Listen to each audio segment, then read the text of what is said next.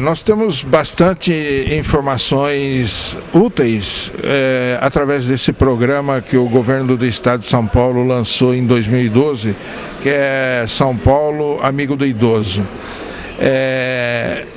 Nós sabemos, mas gostaríamos que a senhora explicasse aos nossos assinantes qual é esse projeto, falando mais para os idosos, o que está sendo programado, a criação de equipamentos em várias cidades. Nós gostaríamos que os nossos idosos, os nossos assinantes, tivessem a oportunidade de ter conhecimento do que o governo do estado está fazendo para a pessoa idosa. Nós lá na Secretaria de Desenvolvimento Social somos uma das 11 secretarias que compõem este programa. Lá na Secretaria de Desenvolvimento Social nós estamos oferecendo através do programa ou no âmbito do programa centros de convivência do idoso e centros dia do idoso. O centro de convivência do idoso é o equipamento social mais simples, é para aquele idoso independente que pode ir nos dias de sua preferência para atividades nesses centros de convivência, atividades de lazer, de culturais e já os CDIs, que erroneamente os jornalistas chamam de creche do idoso, que eu acho muito pouco respeitoso, mas os centros dias do idoso são equipamentos sociais para o idoso que tem alguma dependência, ou seja, que toma medicamentos, que geralmente fica em casa sozinho, porque a família toda precisa trabalhar fora para a sua própria manutenção. Então, esse idoso, ele precisa de cuidados. E ele, então, vai para este centro-dia, onde ele passa o dia todo, tem várias atividades e toma os seus medicamentos, então tem cuidadores. E, ao final do dia, ele vai para casa, para o jantar e para dormir na casa dos seus familiares. Este equipamento, principalmente o centro-dia, ele previne a institucionalização do idoso, o abrigamento do idoso, porque a gente sabe que as ILPIs, como a gente chama, as instituições de longa permanência, que são as instituições asilares, elas são, eu poderia dizer, quando a gente não pode mais fazer nada pela pessoa, então ela não tem família, os laços dela estão rompidos, então ela precisa ser institucionalizada, mas não é a melhor medida. A não ser, evidentemente, que o idoso não tenha na família, não receba da família os cuidados e a segurança que ele precisa. Então, ele precisa sim ir para uma instituição onde ele vai receber cuidados e onde o Estado vai ampará-lo. Mas o ideal, sob o ponto de vista psicológico, emocional, social, é que o idoso permaneça o mais tempo possível junto às pessoas que ele ama, junto aos seus familiares. Isso tem reflexos grandes na saúde dele. Há pesquisas que comprovam que o idoso, quando ele é institucionalizado, ele aumenta rapidamente os graus de dependência dele. Ou seja, se ele vai ficando, falando de uma maneira mais simples, ele vai ficando cada vez menos ativo. E junto aos seus netos, junto aos seus filhos, ele permanece muito mais tempo ativo e feliz. É importante que o idoso esteja no seio da sua família, convivendo com seus parentes, seus filhos, netos, próprio cônjuge. A importância é nós darmos essa oportunidade a eles. Por isso que vem esse projeto. Nós soubemos também durante uma das suas palestras, que está sendo um sistema de monitoramento do selo do Amigo do Idoso, que está sendo feito pelo Conselho Estadual do Idoso aqui do estado de São Paulo. Esse sistema não é do Conselho, é governamental. Ele foi criado pelo governo Geraldo Alckmin. A coordenação desse sistema é da Secretaria de Desenvolvimento Social e não do Conselho. Eu sou secretária executiva Daí é natural que as pessoas, eu tenho um papel que se confunde às vezes. Então eu deixo o conselho agora em maio como presidente, mas continuo secretária executiva deste programa. Por isso é que eu vou continuar indo ao interior para contar o que vem a ser esse sistema. Porque quando o governador pensou em fazer um programa para o São Paulo Amigo do Idoso, ele imaginou que 11 secretarias de governo poderiam desenvolver ações, como a gente tem a turismo com a Melhor Viagem, enfim, a Secretaria de Esportes também com este programa de academia para o idoso, a Secretaria com os CDIs e CCIs, a saúde com os CRIs, com os hospitais de cuidados continuados. O governador imaginou que ele teria que criar uma estratégia para que os municípios também desenvolvessem ações amigáveis. Então, da mesma maneira que ele, como gestor estadual, estava tomando uma série de medidas, que os executivos municipais também tomassem medidas similares.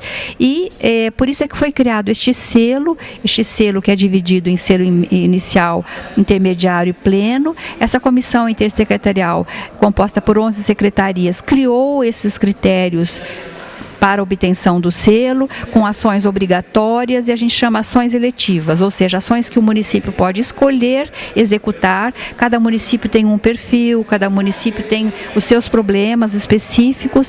Então, dentro de uma gama de 30 ações sugeridas, ele pode escolher as ações que se adequam ao seu município.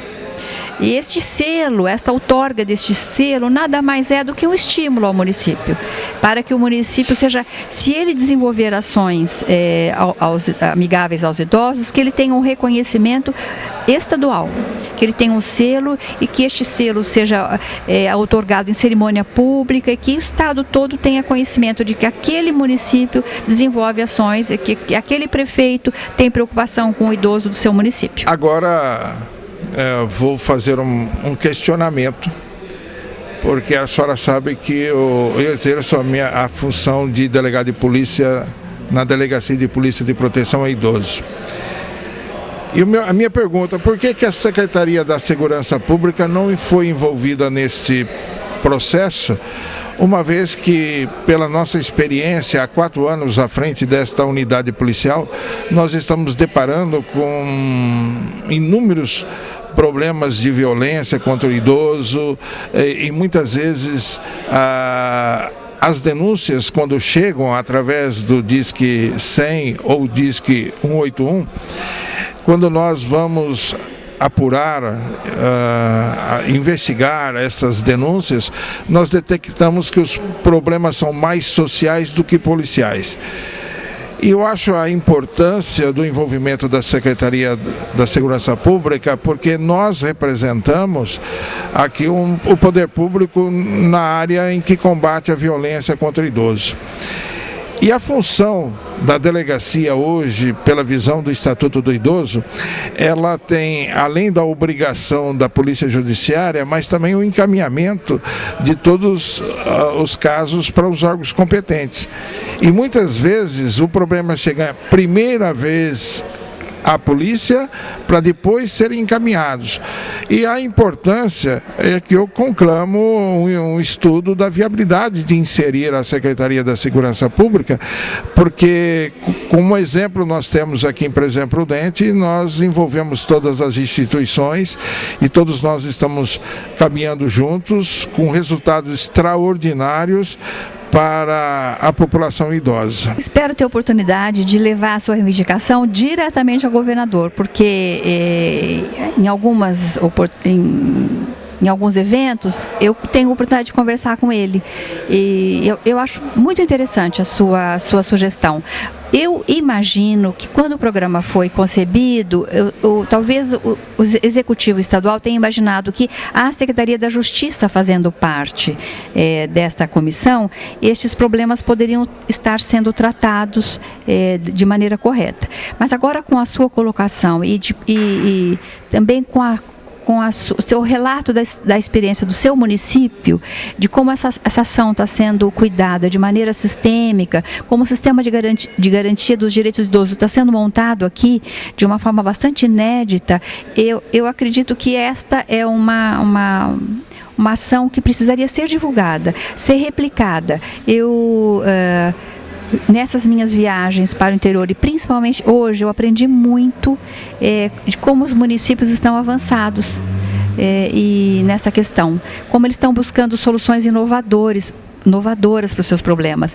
E eu até comentei com o secretário Henrique que nós teríamos que fazer lá na secretaria, no âmbito do programa, um banco de boas práticas, mas um portal interativo, não um portal fixo, um portal interativo onde cada município, e a sua experiência seria uma das primeiras a serem contadas para o Estado de São Paulo. E isto não é um paliativo. Eu acredito que o meu compromisso de fazer chegar ao governador a sua proposta está mantido. Mas, independente disso, nós gostaríamos muito de que o relato da sua experiência aqui, né, da experiência que se dá em Presidente Prudente, da experiência que se dá aqui na região, seja contada para os outros municípios, porque eu creio firmemente de que essa troca de experiências é que faz com que as políticas avancem rapidamente. O município, às vezes, descobre uma maneira inovadora de uma solução para um problema dele. E às vezes o outro município fica batendo a cabeça meses, até anos, e não consegue resolver. Principalmente o problema da violência, que me parece que os senhores resolveram de uma maneira restaurativa, usando conceitos da justiça restaurativa, ou seja, as duas pessoas, tanto o agressor como a pessoa agredida, merecem um tratamento, um olhar especial do Estado. E porque senão se perpetua aquela violência, não é? Então, essa maneira, essa abordagem que está sendo feita aqui, ela merece sim ser um relato de boas práticas. Até porque, pelas estatísticas levantadas pelo IBGE, a nossa população está envelhecendo. E eu louvo pela prática realizada pelo governo do estado, nesse sentido de olhar já para o futuro, porque logo nós já teremos dificuldades de acolher muitos idosos e as políticas públicas têm que acompanhar esse desenvolvimento. E como nós recebemos um desafio para instalar a Delegacia de Polícia e Proteção ao Idoso aqui em Presidente Prudente, e nós encontramos no início dificuldades. Aí quando fomos buscar apoio, aí nasceu a ideia de fazer uma rede de apoio à pessoa idosa, no sentido de dar a resposta imediata à pessoa necessitada, ao idoso vítima. Nós agradecemos a sua participação, louvamos pelo seu trabalho, pela sua dedicação, porque sabemos que só assim faremos a mudança de conceitos, de posturas do nosso povo brasileiro. Nós conversamos aqui com Marli Cortez, ela é presidente do Conselho Estadual do Idoso do nosso estado e esteve aqui em Presidente Prudente no Fórum Regional do Conselho Municipal do Idoso para a implantação nas cidades da nossa região. É muito importante, nós agradecemos a sua participação, que Deus te abençoe e continue lutando e fazendo a diferença.